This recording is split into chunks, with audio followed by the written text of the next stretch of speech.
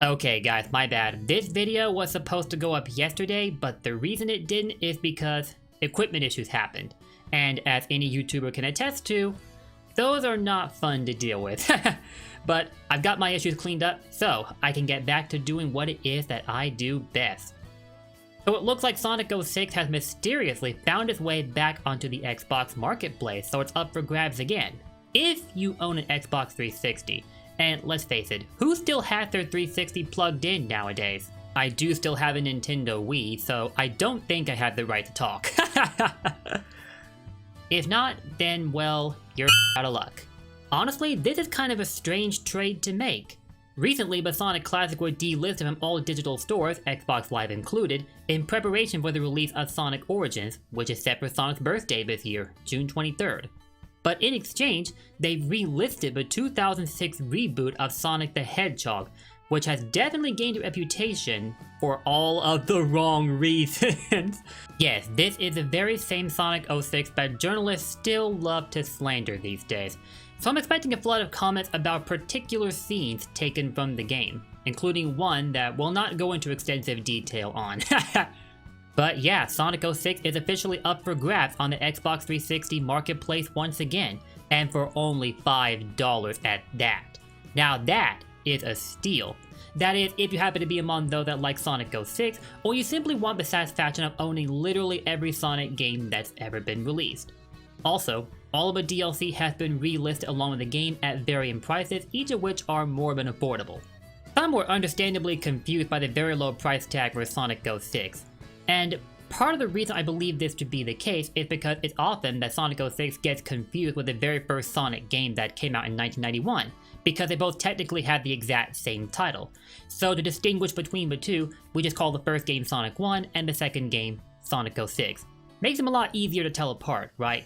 But this confusion may also have extended to those working at Xbox, which is the reason it got relisted with that price tag, when they might have been aiming for something more along the lines of 15 or 20 bucks, but if you ask me, $5 makes a lot more sense for this game because of its incredibly unfinished state, as anyone who's played it can attest to. It is not clear if this relisting was intentional or a mistake, but either way, if you have an Xbox 360 on hand and you have any interest in trying this game out for yourself, now is the time to scoop it up because it could be gone again sooner or later. It was first delisted back in 2010, 4 years after its initial release, because according to SEGA, they sought to increase the value of the brand as they've been met with a largely negative reception for their most recent releases, those being for Sonic 06 and Sonic Unleashed. In the case of Sonic Unleashed though, the reception for it has drastically improved within the last few years, and now people generally love it, which is great to see because I'd always believed that Unleashed was a tragically misunderstood game. 06 on the other hand, I fear that the negative consensus for it will remain largely unchanged, as it is still, it could have been so much better. A bit of a confession here, Sonic 06 is one of the few games in the series that I have yet to finish. For a time, Unleashed shared that same stats until I finally beat that game in 2019. That made me 11 years late in finishing what would now be one of my top 3 favorite Sonic games to play, if you can believe that. 06, however, I have yet to finish, but I will get around to that at some point. First though, I'll need to find a 360. But then again, I don't think you can fault me on this, because the constant trend of loading screens would get tiring for anyone to deal with, especially for a game that was released on 7th generation hardware at the time. Couple that with the fact that Sonic moved as slow as a snail, probably slower than Bid the Cat in Sonic Adventure 1, at least until you got to the Mach Speed section where Sonic ran at his actual speed, and playing 06 just felt like a chore, and that should never be how you feel from playing, well, any video game at all. But despite having never finished 06, I did watch playthroughs of the game, so I know the general premise of it. And when I look past all the obvious flaws it comes with, I see the makings of what could potentially have been one of the best adventure-era titles for Sonic. At least that's my personal opinion. Out of the 3 gameplay formulas for Sonic, which are Classic, Adventure, and Boost, Adventure has always been my favorite, as I believe that it carries the most potential out of the 3. Which might be why Adventure 1 is among my top 3 favorite Sonic titles to play. And had 06 been given more time in the oven instead of being rushed out in time for Sonic's 15th anniversary, I think our outlook on this game would be completely different. But alas, this is our present reality.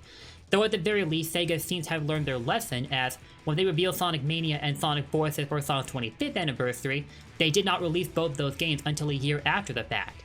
The same with Sonic Frontiers. They were aiming for a 30th anniversary release of the game, but they pushed it back to the end of this year. And personally, I think that was for the better.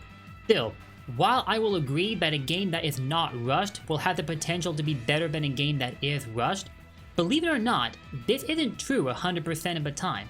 Just look at Sonic Adventure 1. It didn't have the most extensive development schedule behind it, but in spite of that, when it was released, many fans embraced it as an amazing transition to 3D Sonic, instead of the rough transition to 3D that most love to meme about. If you want an actual rough transition to 3D, let me point you towards Sonic 3D Blast. Now there's a rough transition to 3D. That doesn't stop it from being a fun game for me to play though, at least that's how I feel about it. But the point is, you can have all the delays in the world, but if the time you gain from them is not put to effective use, then it won't really mean anything.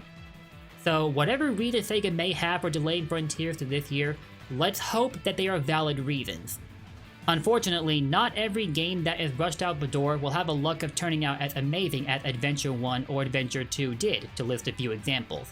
In the case of 06, nobody can dispute the fact that it definitely needed more development time, so it could have turned out much better than it actually did. But at this point, nothing short of a remaster or remake could save it from a joke status that it's been given for 16 years. In spite of that though, Sonic 06 comes with some highly memorable moments in the Sonic series that should always be preserved. So, you may yet be able to squeeze some fun out of this game if you got the time and patience to sit through a crap ton of loading screens. But from what I've seen in the game, I think it's worth it.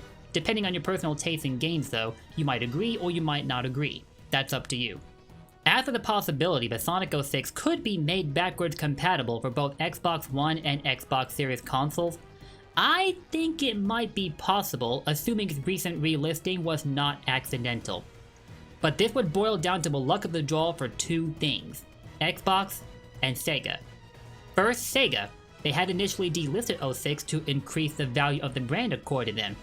Yet a year after that, Sonic Generations came out, and we saw that Crisis City was a playable stage, and Silver the Hedgehog was a mini-boss that we could fight against. So it makes you wonder about the legitimacy of their statement. And recently, Sega has not shied away from acknowledging the existence of 06, as evidenced by its medley in the Sonic 30th Anniversary Symphony. So, they may be gradually more welcoming of 06's existence now, but to the point where they'd want to be backwards compatible for current generation consoles? That much remains in question. As for Xbox, they have admitted themselves that they stated multiple times that their previous backwards compatibility update would be their last one. For example, before the 20th anniversary for Xbox rolled around, they said their last backwards compatibility update that came out before then would be their last one. And then surprise surprise, they dropped yet another one. So, it's very much within the realm of possibility that they could surprise yet again with a backwards compatibility update for Sonic 06 of all games. And only God knows what other titles could be just as lucky, but we'll never know until then. In closing this video, I would like to point out the existence of Project 06, a fan project by Chaos 06 that seeks to remaster Sonic 06 and bring out the full potential of the game. A basic what-if scenario of what the game would have looked like had it actually played really, really good. Unfortunately, I couldn't try it out myself yet because my PC is complete crap, but I am well on the way to finally getting an upgrade, at which point I will be more than happy to dive into Project 06 and do a showcase. So, if you want to check that out for yourself, please check out the description for a link to download Project 06. And in addition, I will include a link where you can go to Sonic 06's page on the Xbox Marketplace and purchase the game. But again, I will be quick about it, because if this listing was accidental, it could be gone soon. So take your chance while it's there. And that does it for this video, but before I go, a question for you guys. Would you like Silver the Hedgehog to be a playable character in a Sonic game again? And if so, in which game, and why? I personally feel that Silver had all the makings of an amazing character design, especially when you consider his background theme of Dreams of an Absolution. That is my favorite piece of Sonic music to listen to, hands down. Especially when you bring in the Lee Brotherton vs. Jun Senoway remix. Bruh, oh man.